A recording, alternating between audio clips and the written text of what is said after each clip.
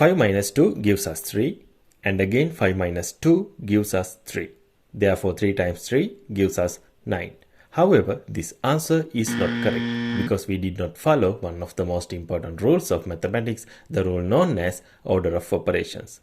It's called PEMDAS or BODMAS depending on where you are from, and here's the key part.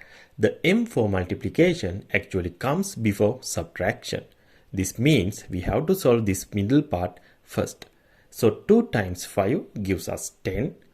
Now the expression becomes 5 minus 10 minus 2.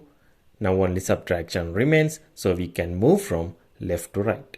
5 minus 10 is negative 5, and minus another 2 gives us our final answer, negative 7. Now that you know the secret, can you solve this one? 5 minus 2 times 4 minus 3. Pause the video, calculate your answer and drop it in the comments. I'll be hearting the correct ones.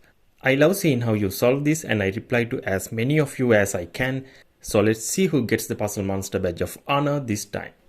If you enjoyed this brain teaser, join the Puzzle Monster community by hitting that subscribe button. I post new challenges every week to keep your mind sharp. Don't miss the next one.